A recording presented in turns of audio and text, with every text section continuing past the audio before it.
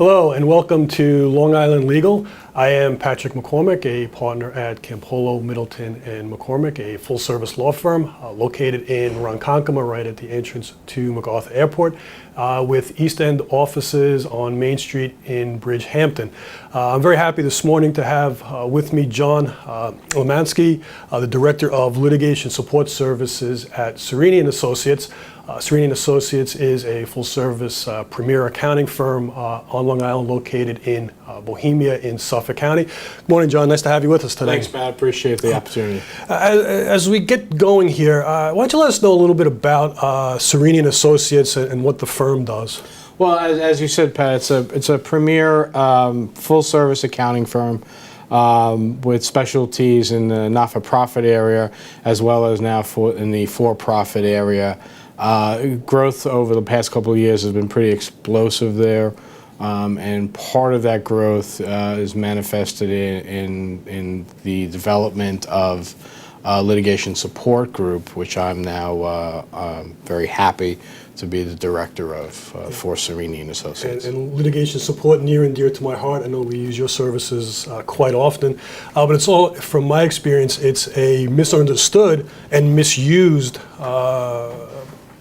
a commodity for law firms and for accounts. Why don't you explain to our viewers a little bit about litigation support from the accountant point of view?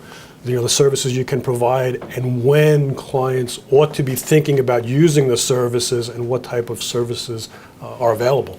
Well, in a similar capacity to being a full-service accounting firm, litigation support is kind of the full-service menu of different types of service offerings. So, for example, there are three main areas of the practice that we kind of concentrate on. One is the forensic accounting portion of it. And in that regards, that is the full soup to nuts of getting involved in bank tracings of assets, putting together financial histories of businesses, certain transactions of businesses, looking at it from the perspective of how like an investigator or a detective would look at the financials. Understanding not so much the wheres and wherefores of the accounting of them, but necessarily why were the financials put together, for example. Okay. So, in differentiating myself from an auditor, for example, I mean, I don't necessarily take anything at face value that's on the financial statements. Always asking the questions: why are these numbers here? What do these numbers mean in the global, larger scale of it? A second part of the practice is an insolvency practice. I have a background in both bankruptcy and restructuring, and from that perspective, that would again raise the whole gamut of getting involved with a company prior to bankruptcy, walking them through the process, and then getting them out of bankruptcy. And then there's a valuation practice. Also, we do cash flow valuations of businesses for a whole menu of opportunities there. So it's difficult when you ask the question, what do you do for litigation support? Those are just three of the areas that we at Cerini & Associates are kind of concentrating on as we grow our practice there. Let's talk about the first one, the forensics. And I know I've used your services before, and I've used it in connection with not only tracing funds, tracing assets when companies, when companies are going out of business and money, there should be money there and it seems that it's not there. From your perspective, when should my clients, be thinking about using your services, and when should lawyers be thinking about your services in the forensic realm? Well, from the client's perspective, it's very much similar to. Funny you should say, because it's almost identical in timing to when the lawyers get the sense that they need to use us as well. And it's really when there's a feeling, a guttural feeling that something's quite not right.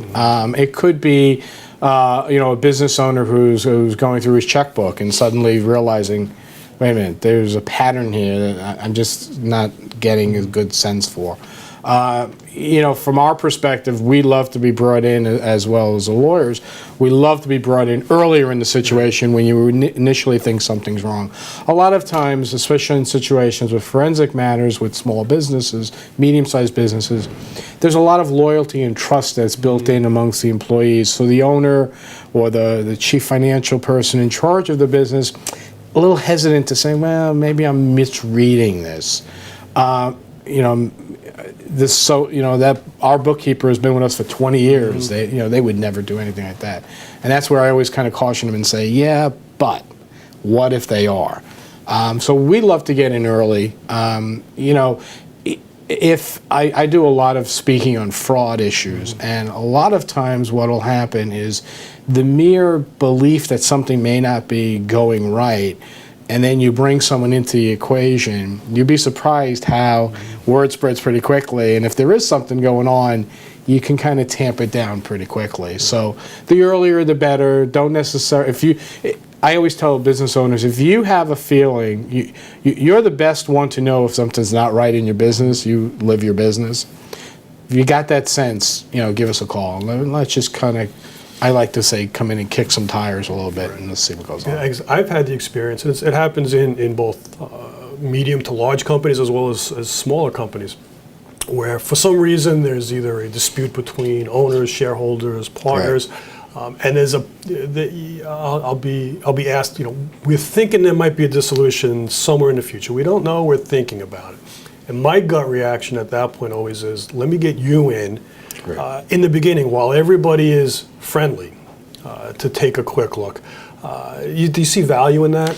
Absolutely. By general nature, these types of situations that ultimately come to a dissolution situation become adversarial. They're just, their business divorces are as bad as marital divorces. They're just as visceral, and they can become so caught up in emotions that the earlier you get professionals in there that can kind of devoid themselves of the emotions and kind of just look at the facts as they presently exist certainly helps in the situations. I mean, I've been involved in many of these situations where business owners that are breaking apart after 3 years, 10 years, 30 years, the years don't necessarily matter as much as the fact that one feels as though they've been wronged by the other, and they really take these high positions of moral ground of I'm right and you're wrong regardless. So us getting in, yourself getting in as soon as possible, putting that legal and finance team together, working as a unit to then present to all the parties involved, hey, these are the facts. This may be what you believe, but here's what the facts are, and can we come to a settlement based on the facts as they're presented? So now, in the situation, and I've had this also, where it's an amicable breakup for whatever reason, whether in a medium to small size company, I'll get a phone call.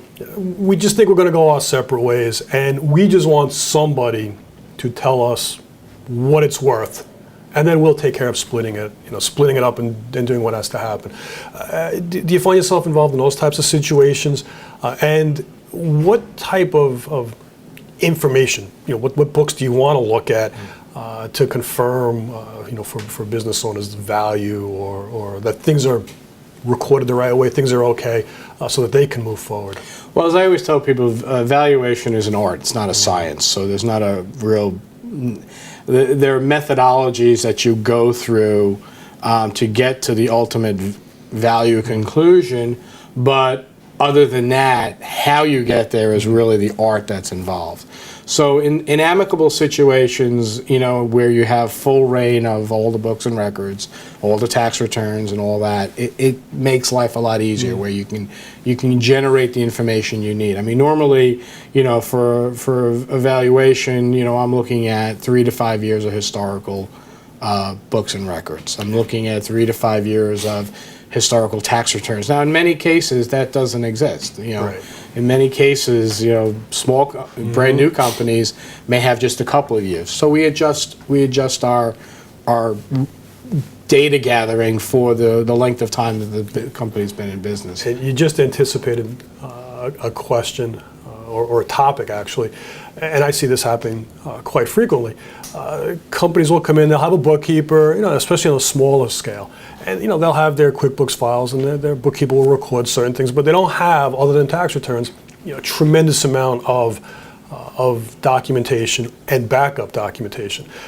But from your perspective, in the ideal situation and in the not so ideal situation, I call you up. These guys, this company wants to split up, it's a smaller company. What do you want to see first? What's the thing that you want to see, or at the very least, you have to have at least this? Tax returns. If you have a QuickBooks set up, even if the bookkeeper hasn't been putting out, financial statements on a yearly basis. I have a team at Cerini that can put that information together pretty quickly, and extract that type of information. So the basic type of information that you would need for an evaluation, tax returns and income statements. A lot of times, in these smaller matters, I look for cash projections going out a little bit. It's harder to do with smaller companies. The bookkeeper's not necessarily a finance person, so they're not really adept at looking beyond that historical year. So depending on the situation, I may take a shot at doing some projections. One of the niceties about valuation is that I do get to rely on the information I'm providing. Right. So and my valuations say that for all intents and purposes, the valuation is really being predicated on the information you've provided me. So if in that regards, the better the information, the better the valuation. But if you're given enough information, you can create certain things, financial statements, based on that information. I had somebody come in, and I know checkbooks aren't so prevalent anymore, but literally came in with a pile of checkbooks and stubs in showing where the money went for a significant period of time, and it was very detailed in terms of who was getting the money, what the purpose of it was, cross-referencing invoices. I would assume that type of information, whether in that form or in some type of ledger, is valuable. It's valuable, yeah. I mean, it requires the valuation person to entertain a lot more analytical work than if it was presented for you, because again, you have to take that information and frame it in such a way that the readers of the report can understand it. So, because and I explain this to people all the time, my valuation reports are for your purpose, the one who hired me, but I also have to look at the others who are reading it, other professionals who are reading it. Those who may be on another side of the equation for whatever purpose, they're reading it. So when when the information is in it's in basic state, it really needs to be kind of massaged into a more formal package of information so that the readers of the report can get a sense of what's going on. Well, this has certainly been very informative. If any of our viewers want to get in contact with you for a litigation type matter or evaluation matter, they can contact you through Cerini and Associates? Through Cerini and Associates. I can give my email address. Why not? It takes a little while. It's my name. It's JLEMANSKI at Cerini and Associates, and that's all spelled out. Cerini, A-N-D, Associates.com. Great.